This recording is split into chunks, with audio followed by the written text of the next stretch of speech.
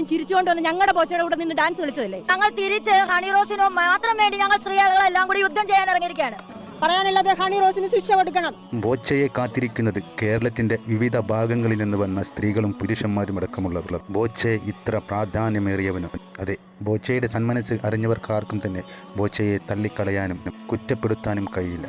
ഇവർ പറയുന്ന വാക്കുകൾ എന്തെന്ന് വെച്ചാൽ, ബോച്ചെ അത്തരത്തിൽ അപമര്യാദയായി പെരുമാറിയെങ്കിൽ എന്തിനാണ് 5-6 മാസത്തിനിപ്പുറം നിങ്ങൾ പ്രതികരിക്കുന്നത് എന്നാണ്.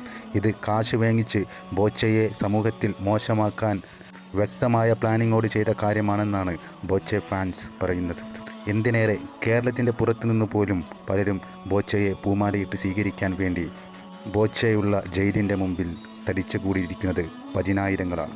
ബഹുമാനപ്പെട്ട കോടതി പറയുന്നത് എന്തെന്നാൽ, സ്ത്രീയുടെ വസ്ത്രധാരണയെക്കുറിച്ച് പുരുഷന്മാർക്ക് ഒന്നും തന്നെ പറയാൻ പാടില്ല എന്നതാണ്.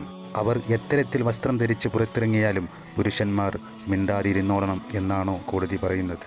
മാന്യമായി വസ്ത്രം ധരിച്ചില്ലെങ്കിൽ ആരായാലും പറഞ്ഞു പോകുമെന്നുള്ള സത്യാവസ്ഥയും കോടതി മനസ്സിലാക്കേണ്ട ഒരു കാര്യം തന്നെയല്ലേ? ബഹുമാനപ്പെട്ട കോടതിയുടെ വാക്കുകൾ നമ്മൾ എല്ലാവരും അംഗീകരിക്കേണ്ടതും അതിനോട് നീതി പുലർത്തേണ്ടതുമാണ്. എന്നാലും അനാവശ്യമായി മനുഷ്യർക്ക് ബുദ്ധിമുട്ടുണ്ടാക്കുന്ന തരത്തിലുള്ള വേഷവിധാനങ്ങളുമായി പുറത്തിറങ്ങരുത് എന്നുള്ള ഒരു നിയമവും കൊണ്ടുവന്നെങ്കിൽ ഇത്തരത്തിലുള്ള വാക്കുകളിൽ നിന്ന് സ്ത്രീകളെ രക്ഷപ്പെടുത്താൻ അതായിരിക്കും ഏറ്റവും വലിയ മാർഗമെന്നുള്ളതാണ് മനസ്സിലാക്കേണ്ട മറ്റൊരു കാര്യം. ബോച്ചെ ഇന്നിറങ്ങും എന്നുള്ള കാര്യത്തിൽ ഏകദേശം ഉറപ്പ് വന്നിട്ടുണ്ട്. പക്ഷേ ബോച്ചെ ഇറങ്ങുന്ന ആ നിമിഷത്തിനായി 10,000-കണക്കിന് ആണും പെണ്ണും അടങ്ങുന്നവരാണ് അവിടെ കാത്തു നിൽക്കുന്നത്, പൂമാലയെറിഞ്ഞ് ബോച്ചയെ വരവേൽക്കാൻ വേണ്ടി.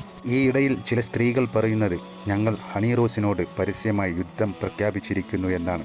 ഞങ്ങളുടെ ബോച്ചെ കുറ്റമൊന്നും ചെയ്തിട്ടില്ല, അങ്ങനെ ജയിലിലടക്കാനും മാത്രമുള്ള യാതൊരു കാര്യവും അദ്ദേഹം പറഞ്ഞിട്ടില്ല എന്ന് ഉറച്ചു വിശ്വസിക്കുന്നു എന്നും, ഇത് ബോച്ചെ പല വേദികളിലും പറയുന്നതാണെന്നും അത് വെറും ഹാസ്യമായാണ് ഞങ്ങളെല്ലാവരും കണക്കാക്കിയതെന്നും, ഇത്തരം ബോച്ചയുടെ വാക്കുകൾ കേൾക്കാൻ ഞങ്ങൾ ആഗ്രഹിക്കുന്നവരാണെന്നൊക്കെയാണ് ഇവരുടെ മറുപടി.